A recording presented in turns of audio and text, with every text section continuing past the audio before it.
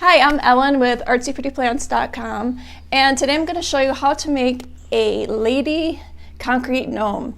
And the fun thing about this project is that I didn't know how fun it was going to be. I was doing the research on this and I thought, okay, I'm going to make a gnome. I had no idea that you could make a gnome so unique, and there are so many different things that you can do. And I'm actually excited about making more of them because I've got all kinds of ideas. So there's lots of different things that you can do. You can obviously I made this a lady gnome. I gave her straight hair. You can give her braids. You can add embellishments to her hat. You can make it a man. You can give it a beard. There's lots of different things you can do. So I encourage you to make it your own unique gnome. There's a few mistakes that I made along the way, but I'll show you what to do instead.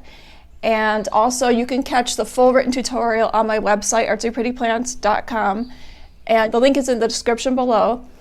If you click that, you'll see the written tutorial. You'll find some more details there as well, and the materials list. And also please subscribe to my channel if you like the video. And one last thing I need to tell you, if you didn't know, supposedly gnomes are good luck, and they're supposed to bring you fortunes. So I'm thinking, let's get started. Let's make this gnome, stick it in our garden, and see if the riches start rolling in. Let's go.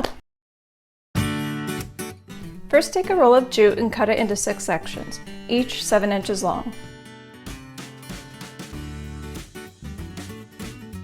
Then start unraveling the individual strands. My rope had 3 strands.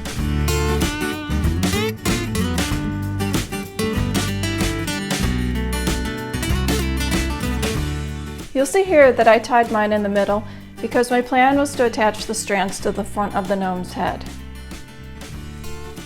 But instead of following me here, just leave these untied. When done, you should end up with 18 strands, which will eventually be placed on each side of her head instead.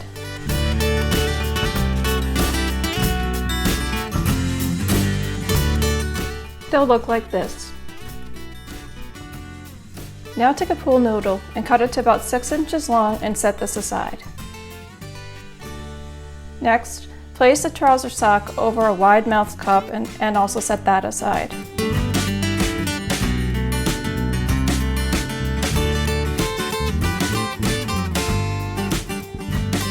Now I'll mix a batch of cement. This will be for the body of the gnome.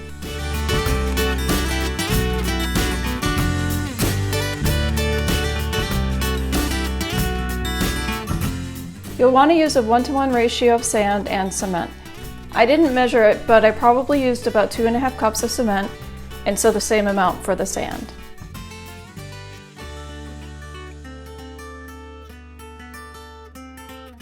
I like to blend the dry mixture together first before adding the water.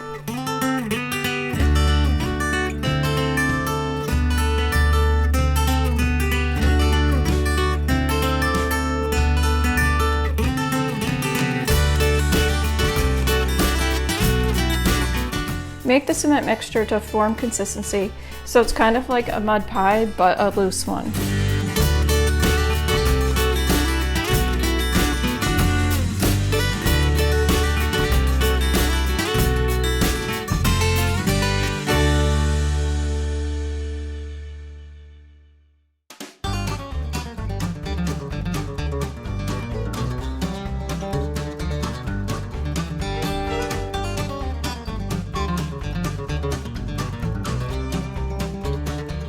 Scoop the cement from the mixing bowl and place it into the trouser sock.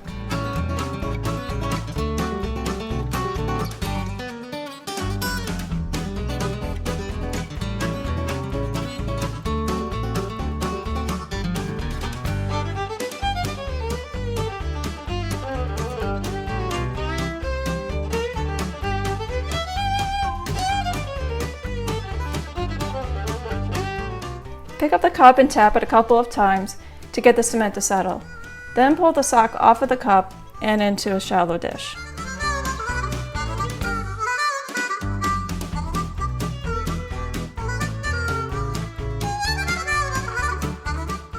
Lift the sock up from the top and tap it onto the dish. This will help round the body.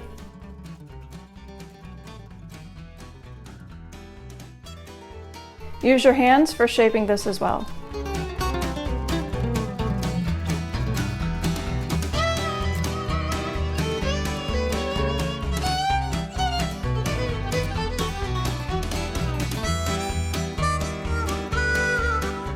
Once you have the body rounded, lay her down on the dish so that she's on her back. You should have the toe seam at the bottom facing you.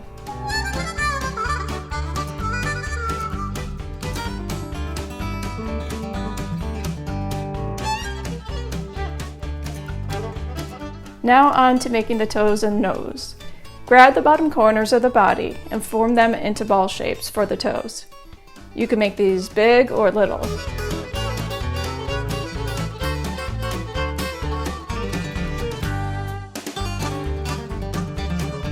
Grab an elastic band and wrap it around each toe to hold it in place.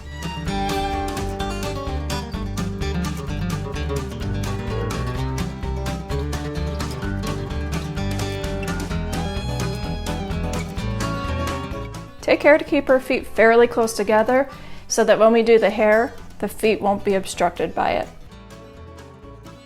Now do the same for the nose.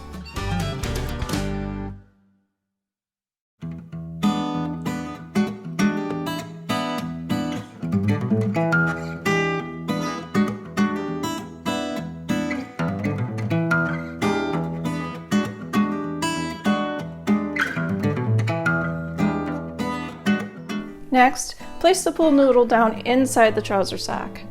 Center it and press it so it's touching the cement part of her head.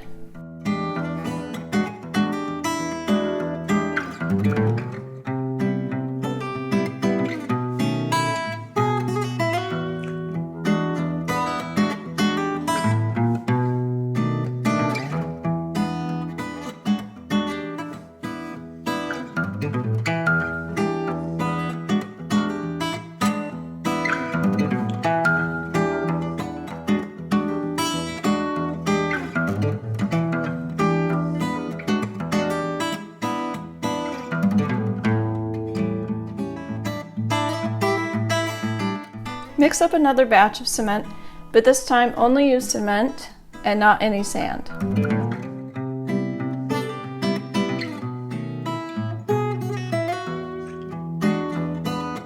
This batch is for the gnome's hair.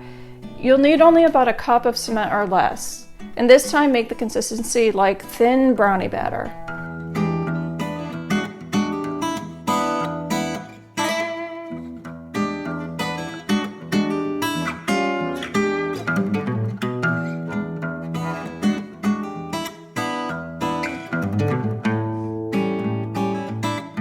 Dip the hair into the cement and let it get saturated.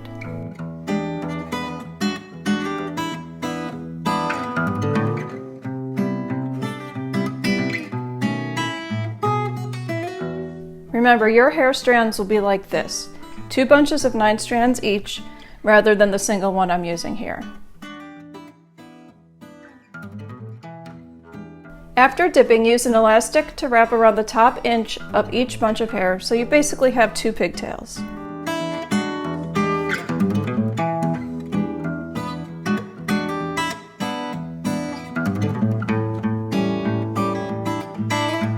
Here's where you'll place a bunch on each side of her head. These should be about 1 inch on the foam noodle. You can adjust them to go higher or lower to adjust for hair length.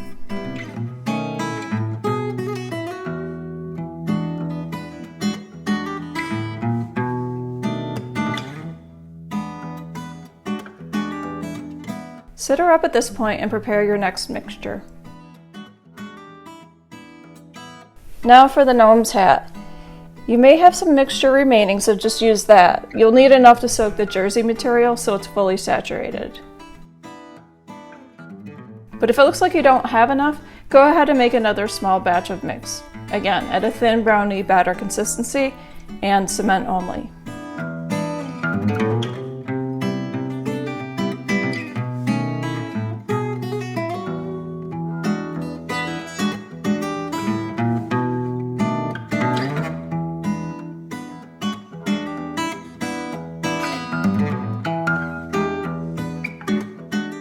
I recommend rolling up the long piece of jersey material first before putting it into the mix. I've dropped mine in all bunched up and it made it so much more difficult to wrap the head area.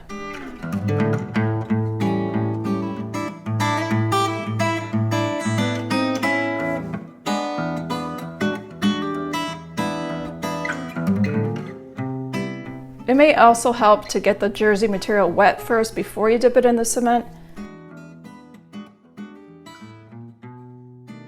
Start at the base of the head just above her eyes. Then wrap the material all the way around.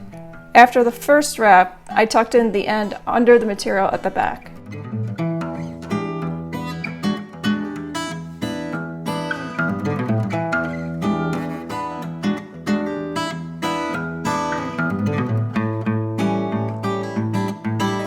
If you have trouble getting this to stick, you can pin it with a nail that has a wide head.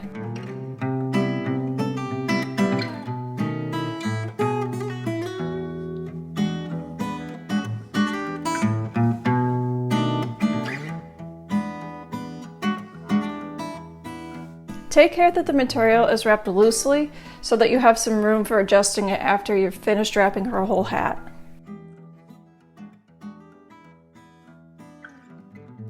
Just get the area around the eyes looking close to how you want. It'll be easier to adjust later.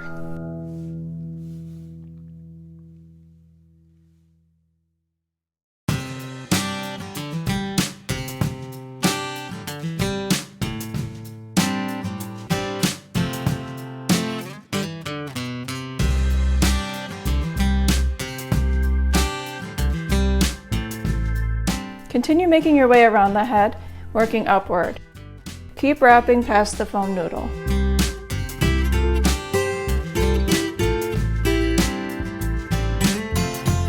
The end of the trouser sock will flop over and become a tassel.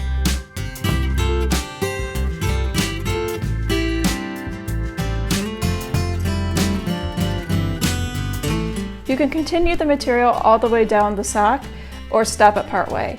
It seemed easier to stop it before the end so that I could tuck the material in also more easily.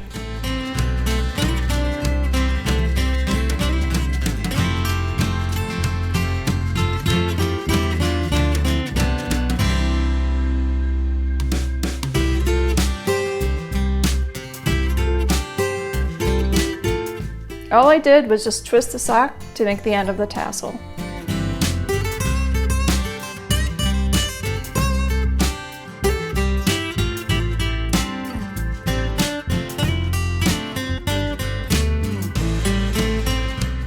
After finishing the hat, take the gnome out of the dish and let her sit upright on a flat surface to cure. You may need to fidget with her to flatten her bottom so she sits upright.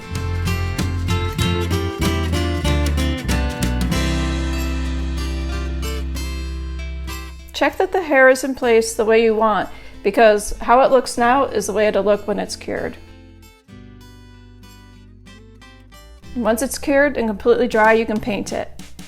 I just watered down black acrylic paint to basically whitewash it, and then I used a dry brush to apply the metallic paint to hit the raised areas to create highlights and shadows.